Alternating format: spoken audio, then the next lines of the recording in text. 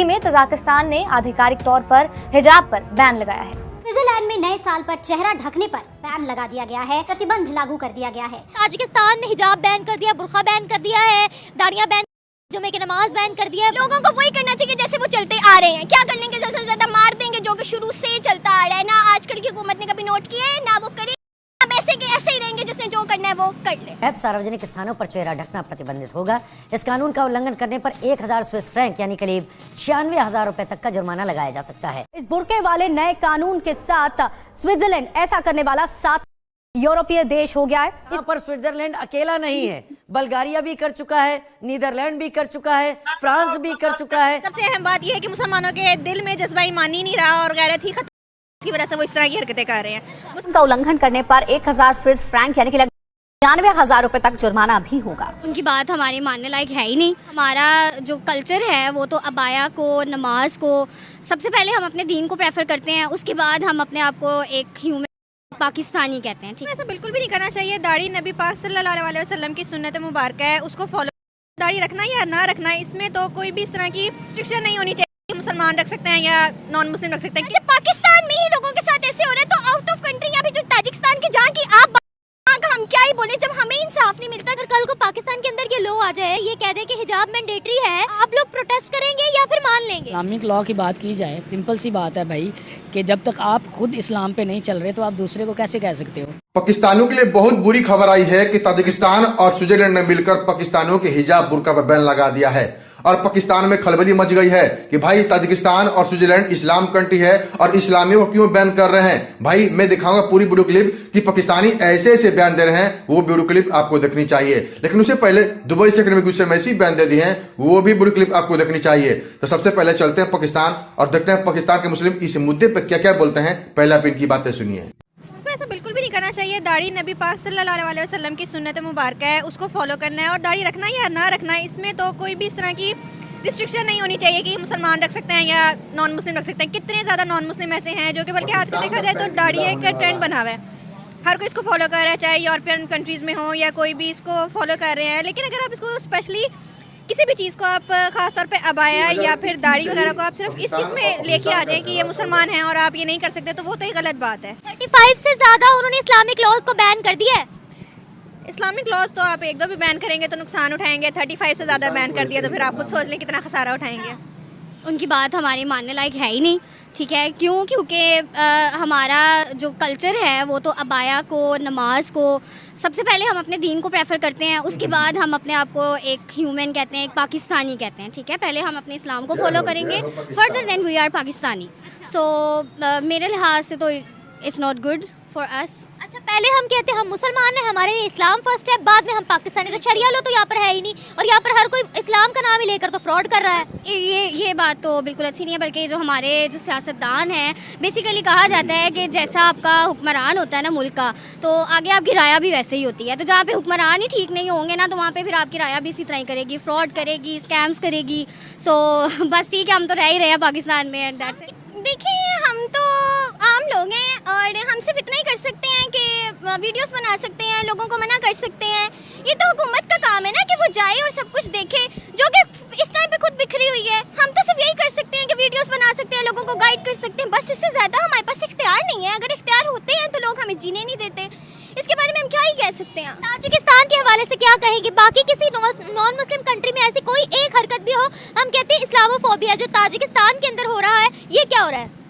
नहीं, ये गलत हो रहा है। ये जो है बिल्कुल ही गलत हो रहा है, क्योंकि जब पाकिस्तान में ऐसा होता है तब भी किसी को कोई होश ही नहीं होती। जैसे लास्ट टाइम पे वो लड़की के साथ हुआ, तब इतना मतलब कि मीडिया में शोर हुआ। ऐसी लड़की, वैसे वो जो लड़की कौन सी पंजाब कॉलेज की थी, कौन सी कॉलेज? पीजीसी कॉलेज की लड़की जी, जो ज्यादती हुई थी, तब तो मीडिया एकदम ऊपर आया था।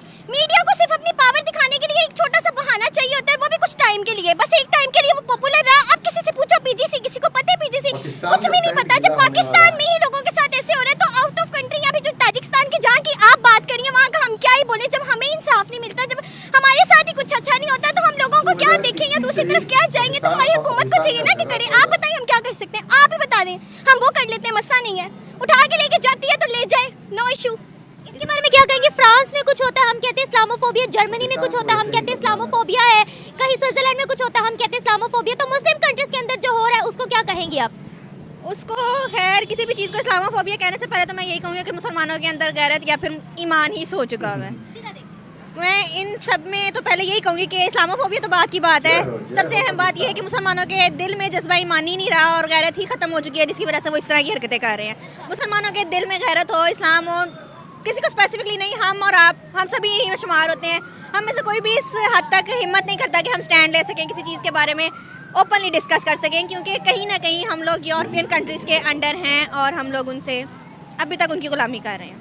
कहते हैं हमारे लिए रिलीजन फर्स्ट है, नेशनैलिटी बाद में है। ताजिकिस्तान इसके उलट कह रहा है। वो कह रहे हैं हम अपने कल्चर को खतरे में नहीं डालेंगे, वो कह रहे हैं हमारे लिए सबसे पहले हमारा कल्चर है। इसलिए उन्होंने बहुत सी चीज़ों को बैन कर दिया है। जो औरतें वहाँ पर ब्लैक कलर का अबाया या ओवरऑल अबाया भी पहनती थी, उनको कहा कि ये हमारा कल्चर नहीं है, अरब के कल्चर में मत घुसो, हम सिर्फ अपने कल्चर को ही प्रमोट करेंगे। हिजाब बैन, दाढ़ी बैन, 35 से ज़्यादा इस्लामिक लॉज को उन्होंने ख़त्म कर दिया है। क्या कहेंगी?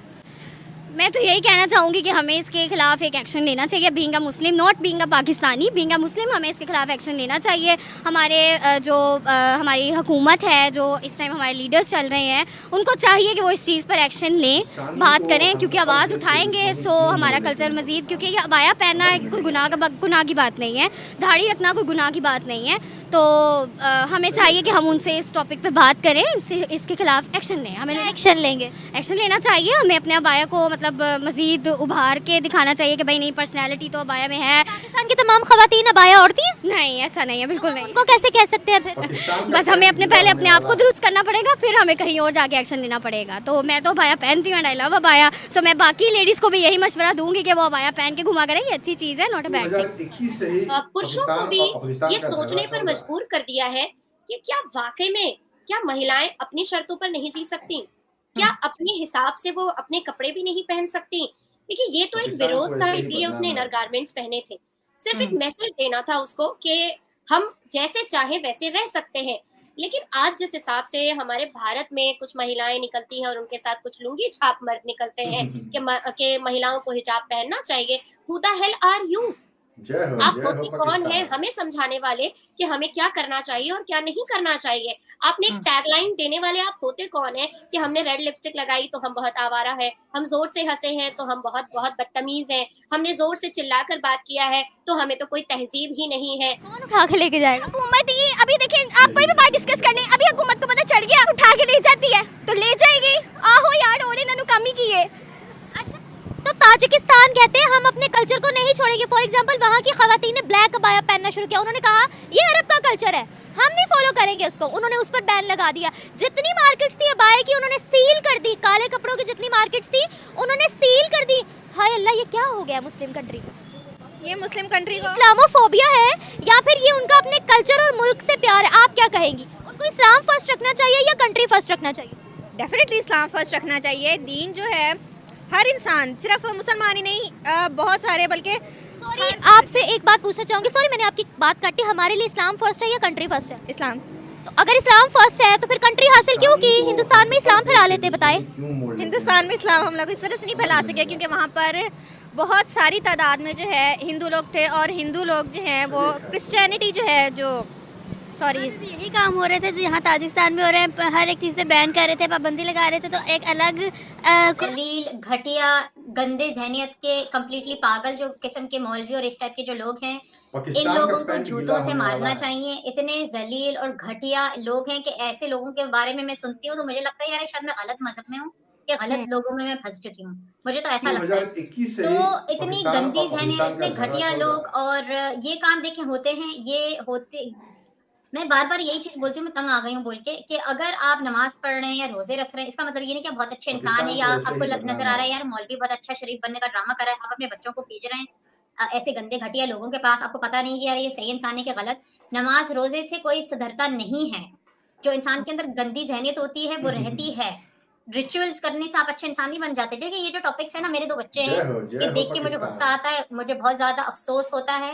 मुझे सबसे ज्यादा अफसोस पहली बात तो इससे मीडिया, क्यों टेंशन लो, मैं पकड़ लेती हूँ यार बाइक पकड़ने का शौक है ना, इसीलिए। अच्छा जी, माइक टेस्टिंग। अच्छा जी, तो पहली बात तो जैसे इसने मीडिया को लेके की, वाकई मीडिया एक वो जरिया है जो ठीक से ठीक बात को भी ऊपर कर सकता है, बुरी से बुरी बात को भी ऊपर कर सकता है। पहले तो हमारा मीडिया थोड़ा सा टेंशन में आए। अगर हमारी मीडिया पे ये जो छोटे छोटे टिकटॉकर्स है ना, ये अगर कोई बात शेयर करते हैं, अगर ये ताजिकिस्तान के बारे में कोई बात अलाउ करते हैं, ये लेके जाते हैं उसे, तो पहली बात तो वो मीडिया पे भी ऊपर आएगी।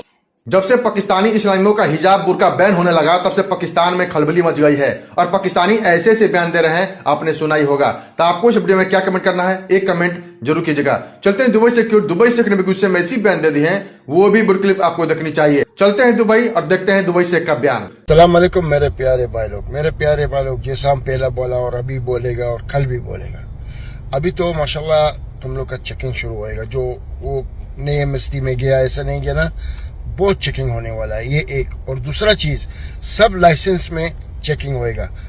लाइसेंस क्या, जैसा मुंशा हम लोग बोलते हैं, जैसा जो के पास दुकान है, सुपरमार्केट, बड़ा कंपनी है, छोटा कंपनी है, सब लाइसेंस में हम लोग चेकिंग करेगा क्या है उसका लाइसेंस, हम लोग के पास ये ब्लैक लिस्ट है, अच्छा है, और कितना आदमी है उसका पास, कितना मुखालिफ लोग है उसका पास, क्या है, अभी सब चेकिंग होने वाला है। तुम लोग को 4 महीना माफी दिया और बहुत आदमी नहीं गया, वो लोग का मर्जी, लेकिन जो गया अल्हम्दुलिल्लाह वो तो इसका सब चीज ठीक हो रहेगा। लेकिन इसलिए मेरा प्यारे बोलता है भाई लोग कि आप लोग ये छोर लोग से बचो और तुम लोग का मर्जी, अभी जो होएगा आप लोग के साथ। आपने देखा दुबई शेख ने कैसे बयान दिए हैं। दुबई शेख हमेशा लेबर के सपोर्ट बोलते हैं, चाहे इंडियन हो, पाकिस्तान, बांग्लादेश, नेपाल, कहीं के भी हो, हमेशा लेबर के सपोर्ट में खड़े थे। प्लीज दुबई शेख के लिए एक लाइक जो कीजिएगा और हमारे चैनल को जरूर सब्सक्राइब कीजिए, ताकि आपको पाकिस्तान के बारे में और दुबई के बारे में इंफॉर्मेशन मिलती रहे। चलिए वीडियो स्टार्ट करते हैं, मिलते हैं अगले वीडियो में, तब तक के लिए जय हिंद, जय भारत।